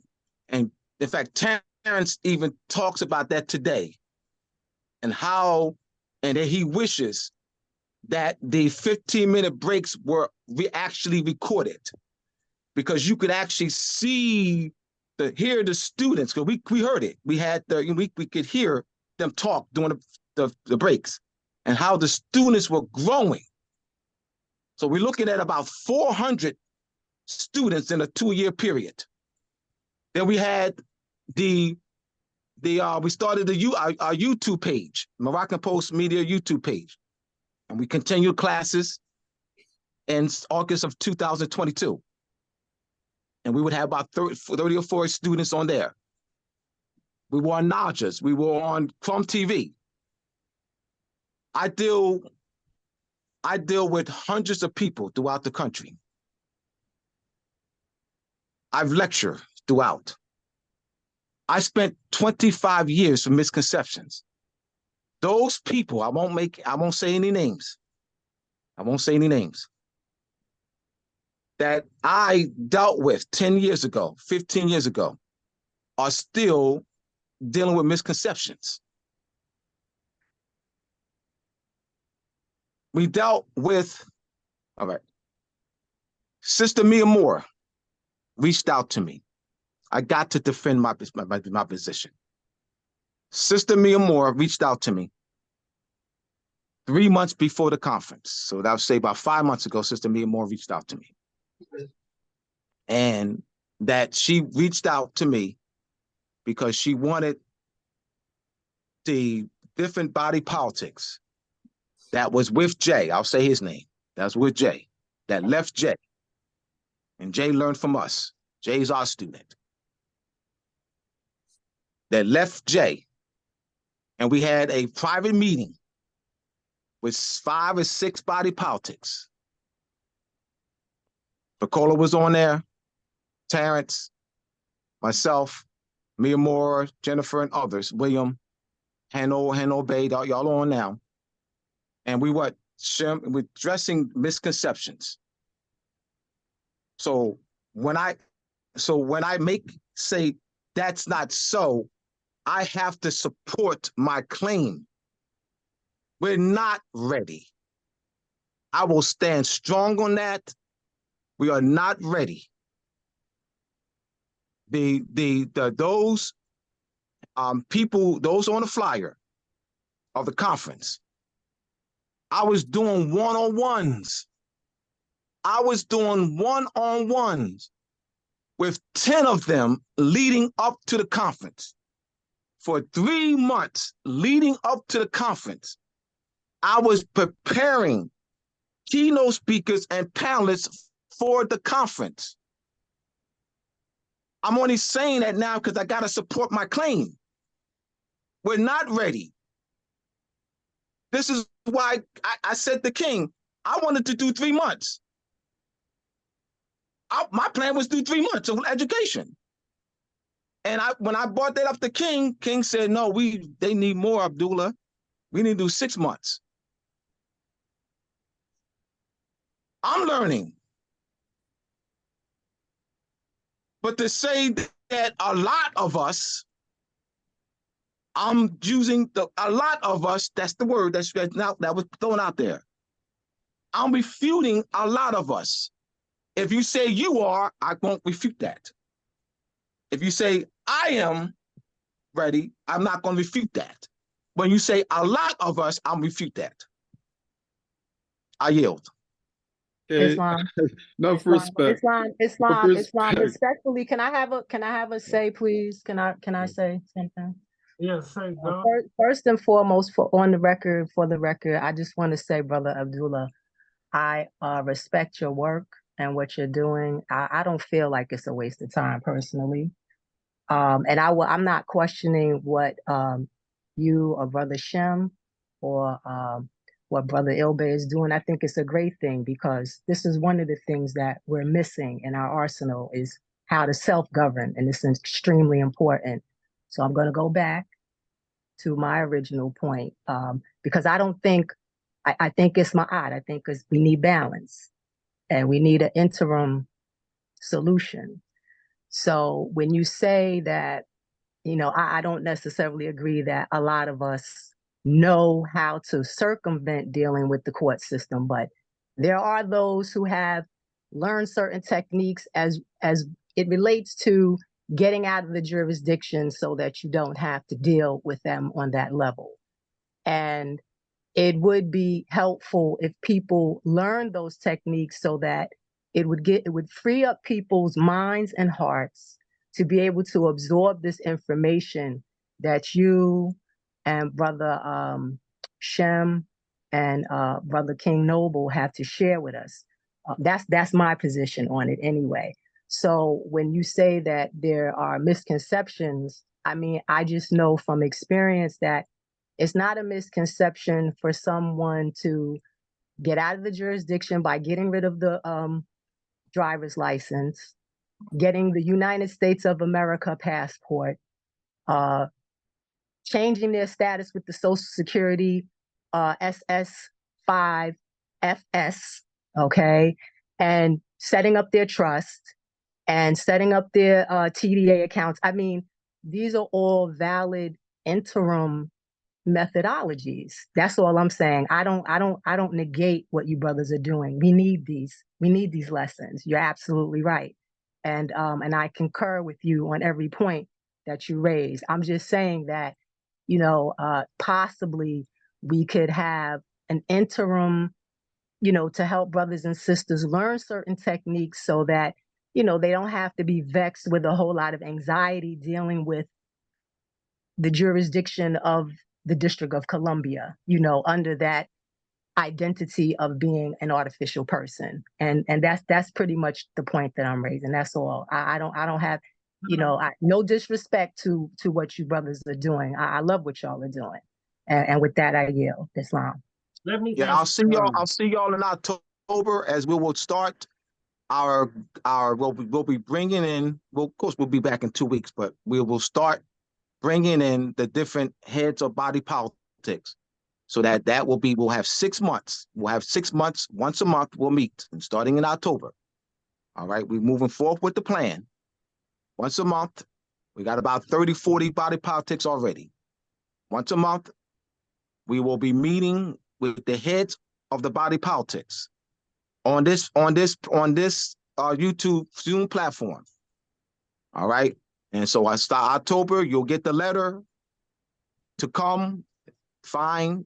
All right, and that's we're going to begin in October, and in the spring we'll the heads of the various body politics will sign an agreement to form a national Moorish governing provisional governing body. So let me just answer this. What the sister is saying. You talking to a brother who is very astute in law. When you talk about the status correction, and this is where I challenge people with, there's no such thing in law. You cannot find it, reach towards it in any manner of law. There, you say in status correction. Then Islam. Let me clarify that. I'm just using the lay term that they're using, but it's not. I'm not. You know, that word status correction. Yes, is problematic. I understand that. Islam. But let me get into the spiel of what you're saying for trust law, all of these things. You're not, see, this is what y'all doing. Let me explain what y'all doing. Because I understand it to every angle and degree. When you create a trust is a what? It's a contractual institution. It's based in contract. It's still based in contract. What we're dealing with is a tax situation. When we talk about status is your relationship to persons, places, and things. This is what status is. It's your relationship. So, under international law, what y'all doing is found some remedial, or it's called remedial law, where you found a remedy. So you didn't remove yourself out the jurisdiction. What it is you found a way to get maybe a remedy. And based on that remedy, this is what y'all need to understand. Based on legislation, law can change. Congress can change laws to remove those remedies or change those remedies. So just because you got a trust, just because you said, well, I gave them back the social, you are still subject to the jurisdiction. You still had to argue within that court. Because if you had diplomatic relations, because when we're talking about relations from under international law, the principle is from nation to nation relations, not individual to nation relations. You cannot have one person dealing with the whole nation for another nation. You have to have government. It's government to government relations. Until we establish government to government relations, we won't have a voice in the international community or under international law practice. Under international public law and under international private law, you cannot enforce a treaty. Can't enforce a treaty on yourself as an individual. You got to have government. Without government, you can't enforce a private international contract, which is your treaty. Because under public international law, the only action that can be taken on a private treaty is that the nation must initiate the action. The UN would never initiate an action on the Moors, for the Moors, because some of these treaties are private treaties. Now, when you look at the international private treaties, international public treaties, the UN have what? A whole bunch of nations are signatories to an international agreement dealing with international policy. And now the UN can intervene or seek, or you can even put in to initiate to have them review under the public international body. But to enforce a treaty, you must have another nation. To say that we're getting remedy by having a private trust, by giving them back their social security number, by making these little things, we still don't control our resources. We still don't control our schools. We don't have no funding. If y'all really want to get into it, I teach estate planning. One of the things that you have to have under international policy and understand certain things is source of the funds. Where's the source of the funds coming from? It's certain elements that need to be in place. This is why I teach estate planning, because a lot of people got a lot of misconceptions. I gotta trust Keng El Bey. They tell me, hey, Keng El Bey, I did this. I'm using my religious exemption. They recognize the religious exemption. They giving you the remedy to say, okay, you answering still to them. But if we had our own government, they couldn't even bring you into that court. They would have to go to the council. It would be a mute. They couldn't even do it. It would be a violation of international law. So even with the practice of what we think we're doing is saying that we are alleviating jurisdiction, you're not. They just recognize a remedy that you created through your understanding of law. But you still answer to them. And at any moment they want to change that remedy, they can change it. This is why I talk about the misconceptions and principles of law, because we're stuck on certain things. Status correction, people coin phrases, use it, it don't have no substance of law. Can't find it nowhere in the law dictionary, can't find it nowhere in ancient law. No, you can't find it. You got to understand these principles. This is why I'm teaching the principles so we can get out of this. And so people can say, hey, man, we got a government. How you got a government? There is a protocol to have government. There's an international protocol. And if you ain't followed those, you ain't got no government. If you ain't adhere to that, got a census, did everything necessary, you ain't got no government. If you can't pull out the requisite that you showed me on the international standard of practice for forming a nation state that's recognizable, then you ain't following government. You ain't got no government. This is why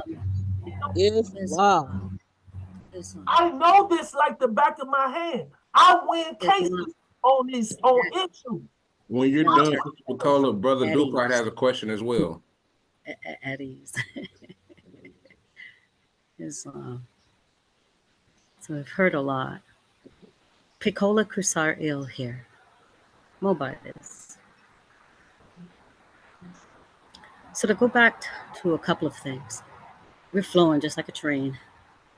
Sometimes some of us just need a little slower train ride. So back to what the sister had mentioned about taking us in a direction, or why shouldn't we use that direction, aka remedy, legal remedy, as a way of helping our people get out of the system. A couple of things. The whole point of the Moroccan Post International School of Government, I may get the words mixed up, but you know what I mean. The whole point with this is to try and establish a focal point of legitimacy for our people, because education seems to be a hallmark of educational knowledge and benchmark activities and so forth and so on. So when someone says that we're trying to get educated, we're trying to get educated in this particular sense about what it would take for us to present ourselves as a legitimate governmental body. Because the research that was done up under the Shem Malachi Bey plan, which is basically research that anyone could have done, probably of the interest of paralegals in particular, or just someone that's astute to want to know what does it take to get us from out of this colonial situation. One would go and find out that since we're talking about treaty violations, we're talking about treaty, government on one side, and yes, government on the other one, but from the perspective of international relations.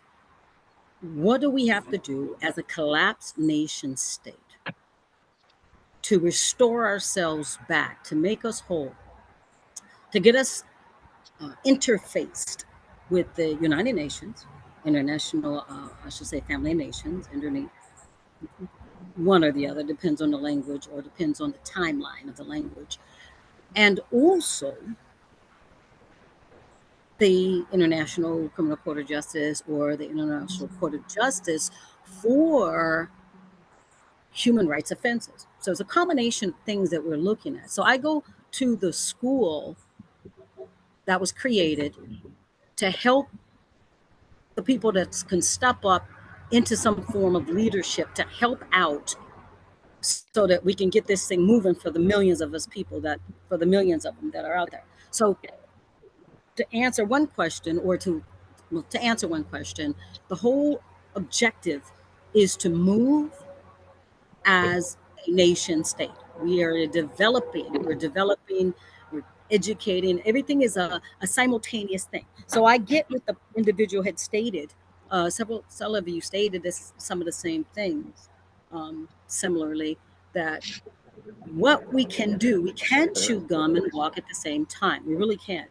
Some of us are not, toddlers or incompetent or minors. Depends on with situations. Some of us are hard charging and driven, and we can move a little bit to the challenge. And so I get it, because I've said the same thing. Although the brother said, you know, a lot of us, I would take the position to say, let's do a poll by independent person, because when you think about a committee, at least when I thought about a committee, I thought that, you know, it was going to bring together some of the finest minds of people. Now, those people have had their own experiences.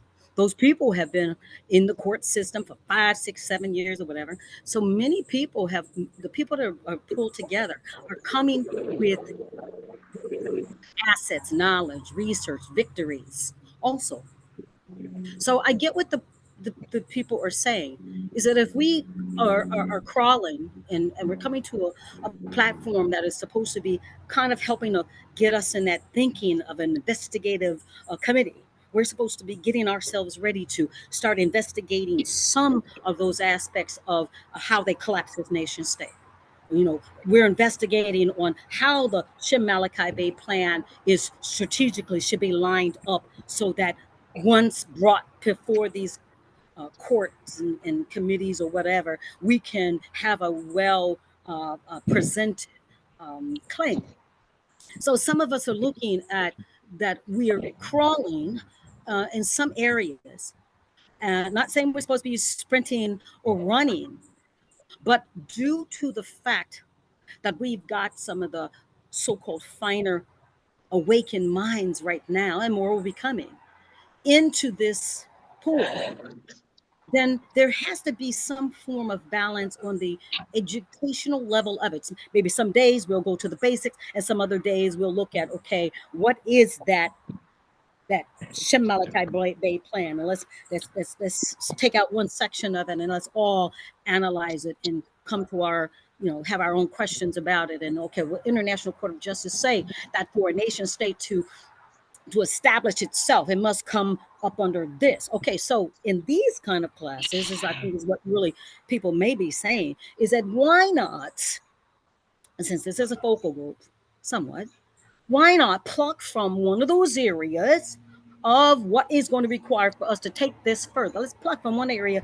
and all examine it. And then we can on another class, or maybe in the beginning of the class, we can go on some of those basic concepts and terms and so forth and so on. We can do this simultaneously. And I think that's one of the things the brother was kind of saying is that he seems to be vibing like he's had thousands of hours in the legal system and thousands of hours into private research. And he is feeling like, I'm sure there's a lot of other people, may not be the majority, may not be the more, it doesn't even matter. The bottom line, if you take a toll, if you take a toll, whatever, you'll find that maybe, just maybe, the way in which this vehicle, this investigative committee, is rolling, perhaps there need to be some fine-tune adjustments for, because all due respect, I've been following in a student of the brother. I've been under several committees, groups of the brother. I've been learning, and which, much gratitude for all of that, but not dismissing anything that anybody has already stated. I internalize it. I understand it. I'm clear on it. I'm clear when the sister said, why can't we get our people out of the situation by giving them those things? I understand those processes, because I myself have been through those processes, and it was very unsuccessful, those processes, and it was very much alone, those processes. So that's one of the reasons why this whole think tank is put together on how do we keep the people's minds focused on unity? How do we keep the people's minds focused on political unity? It's really hard, because on this one hand, you got people suffering in the court, you got this happening, that happening. People are in some situations, some people are desperate to get some kind of help. In fact, I got phone calls, serious phone calls. I get them, and I'm not, I got 30 years in this. No, I don't have 30 years in this. I got some good, strong 9 years in this. And I got a very strong mind. And I'm moving, especially these days, and I'm waking up. I'm moving with my matrilineal line. I'm moving with that too.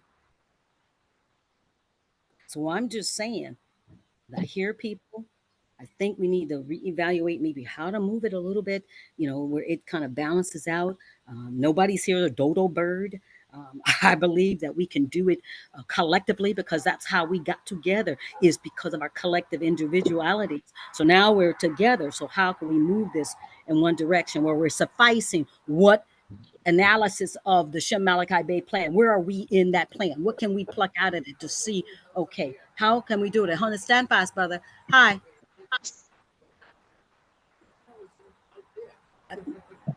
I'm just a paid renter talking and relaxing on the porch. That's all. Miss Yeah, I Long? started the pool the other day. Thank you.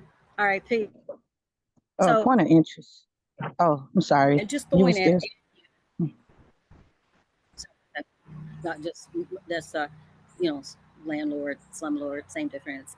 Just inquiring about my voice that's carrying while he's at the pool that I clean, y'all. Anyway, so yeah, so I'm just saying there's a lot of dynamics that are going on here. Nobody needs to be poo-pooed. We're all coming with strengths and knowledge, and yes, I have stated this before. It is no mystery. I have stated it before, and that is, yes, we need to know systems and different things that are going on that we will have to face as we're moving forward. But I think we would all enjoy that plate of food if it had more of the international discussion. I think we would enjoy it a little bit more because we've been put together. And absolutely, the misconceptions began before we even started, y'all. The misconceptions started because a lot of the get the trust, get the this, get the that, get the all of that started with the sovereign citizen stuff. Our people way back needed, just like moving out of desperation, needed something. We need help. What did they do? They started to learn some of those sovereign citizen things, like it would be true and give us remedy. It has not given the majority of us remedy. It has just been a distraction over the birthright theft, over the passage of things that we're supposed to be doing as a nation. We're to be developing our government, developing our nation, getting the educating ourselves in this whole system of reconstruction and confusion and deception. Like, we're pulling ourselves out of that to even have this moment in time just to discuss. And I think we just have to see that when it comes down to nationality and birthright and all of those things, it is an iron wall that's clear right there, like in my mind. So I don't even go across it. My birth certificate authenticated and all this, the trust that I got, that stuff means jack. It means jack to me. But now I see it. My energy has always been in support of Abdul and them and what they have seen before me, and I'm following along. I'm not following along as a follower who don't have words. I most definitely do. And when I see I'm going over a cliff, you best believe I'm going to yank and say, hey, you driving my car with me in the back with a sock in my mouth over the cliff. I'm not going to let you take me anywhere that's confusing, because I've been in confusion and I don't want to be there. And if I start hearing confusion, I'm going to raise up. So I'm just saying, awesome group, awesome teaching. We reevaluate on how this thing has been rolling. Thank you. So that we can keep people focused on political unity.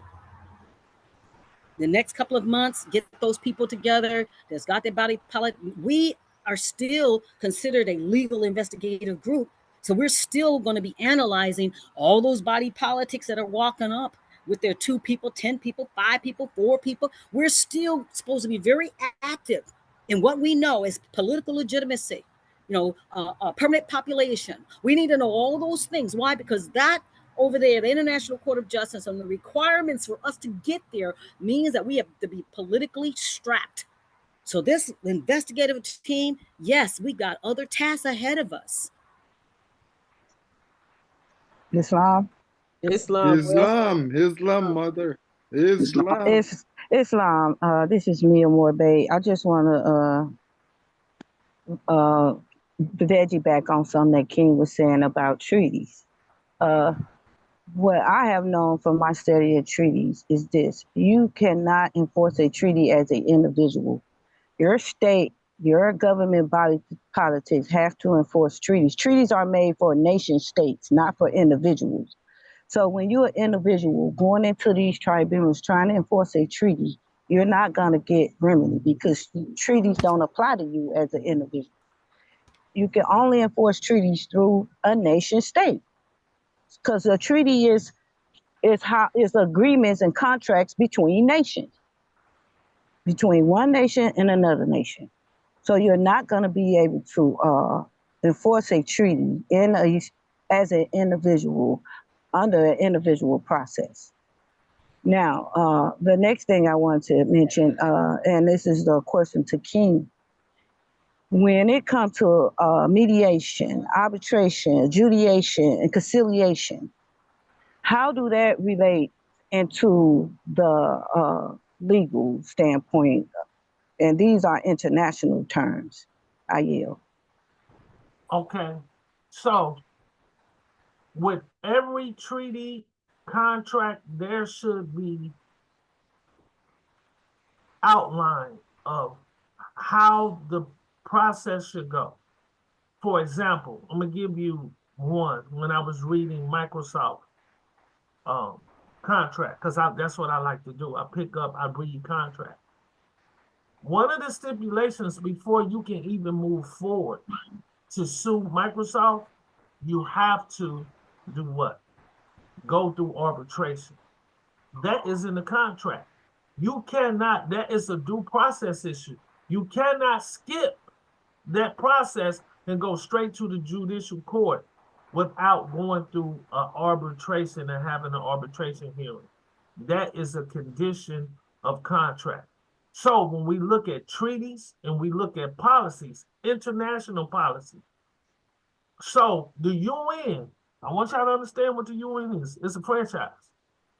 It's a franchise of multiple nations that sign multiple agreements, not individual agreements. They are signatories to international agreements, meaning there are multiple countries signing off a political jurisdiction based in contractual relations. So it might be 30, 50 countries that sign off of this agreement. That's under public. But you also got nations that get into contracts with each other outside of the UN. So what do those countries do? That nation has to sue that nation within the venue in which they subscribe to. It should be in the outline in the contract. So if you got an arbitration agreement, a conciliation, a mediation, it tells you the steps on how you go about it. Or if it does not, it's not binding. If it's vague, if it's confusing, if you can't pick up what to do in accordance to the mediation, arbitration, conciliation, or whatever judicial, then you can challenge the what? Basis of the treaty or contract. That element of such contract should be void because it should be deemed void based on vagueness. So when we're talking about these things, I didn't study remedial law, constitutional law, substantive law, procedural law, right? Natural law. All of these laws are rooted in principles. And when we think that, hey, man, I got a remedy. I went and got me a 9A number, which you had to go to the IRS to do. China ain't coming here to go get a 9A number over in China so they can do business or set up a trust. They're not asking permission from the United States to do nothing. Oh, I'm going to use my religion, exemption. You still have to answer to them. They the ones who still qualify. I teach a class on estate planning. I tell people all the time, if you don't understand things that I teach about even having a religious body, the IRS would disqualify you. There are certain elements that has to exist by the IRS standards. If you don't meet them, you don't even have a religious group. They would disqualify you. So King, we're gonna have to end soon. Terrence has to go. all right. All right, so we've gone 2 hours and 25 minutes. We'll so we'll wrap up here. This recording will be available not today, tomorrow. Terrence, you got the floor on this. When would the recording be available, Terrence? I'm sorry, I had to unmute. As soon as it's done processing, I'll send you the link. I think Terrence will send me the link, and I'll put it on the Telegram page. All right, put it on the Telegram page. I want to thank everybody for their contribution, their comments, criticisms, thoughts. All are welcome. Please, all are welcome. I thank you. This was very interactive. King, you did your thing again, brother. I appreciate you, brother. Thank you, brother. I'm looking forward to continue to work with you on this developing this powerful curriculum. All right, Kona will have more flow charts available next couple days. I want to thank Okono. I sent you and a few Amanda. of them as well. You sent me a few already. All right, Yes. Thank you. And Amanda will thank you for manning the attendance. I greatly appreciate that. King, Terrence, thank you for manning the broadcast. I greatly appreciate everyone. We're going to be firm on the legal principles, the legal principles, which are the underpinning and guiding point and foundation of a nation state's legal system. We will be you will hear Terrence, King and I will say legal principles over 1,000 times over the next 4 or 5 months. You will see as the guiding principles for substantive law, for application of law, legal principles, legislation, execution of law, legal principles. Remember, these legal principles that we read earlier, that they didn't come from the Europeans. All right, so I want to thank you again. Go to the Moroccan Post School of Government International Law. We'll be back on Moorish Monday. We're back on Moorish Monday. I don't have my guest yet. I'm trying to figure out who my guest will be. All right, but I'll have a guest. If I don't have a guest, then I'll have to go solo. See if a Kona wants to do something. I ain't gonna throw you out there, but he be ready. You know, if you need me, I'm ready. Yeah, you know what? Yeah, I probably gonna need you. All right. You know, I'm trying to do less of it, brother. You know that. I'm trying to put y'all out there, you know. Trying to put Mia Moore will be up, Mia Moore will be up soon in August. All right. So I will be in New York at the Comedic Festival on Saturday, this coming Saturday and Sunday. Nicole and I will be in Delaware and Detroit. And with Mia Moore, Michael would be joining us. And Maxim Cook Bay, brother Frank, brother Loke was Free Loke, and brother what's his name, Gary. All right, so we will be it will be broadcast. I'm going to see if Hank we can have it broadcast on Hank's platform live, also on ours, Terrence, Kono, yours, and also Mia Moore's platform. We'll be broadcast live from 2 to 7 August on July. Actually next week, right? Not this coming weekend, the following weekend. All right. We'll be back-to-back days. We'll be at the Map Fest. We'll be broadcast live there too. We'll be doing a lot of lives throughout the day at the Met Fest.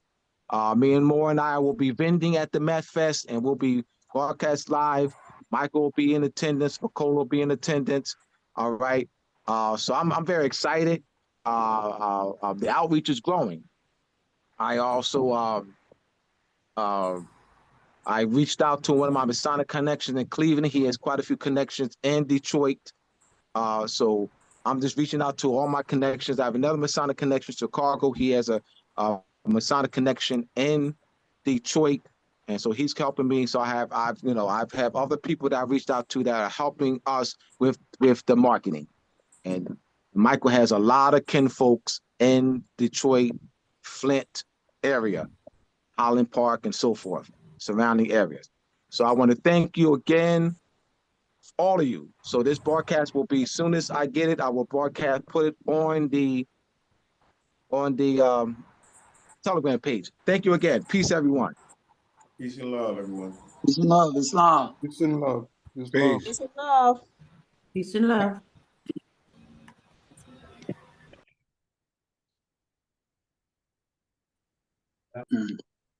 Record.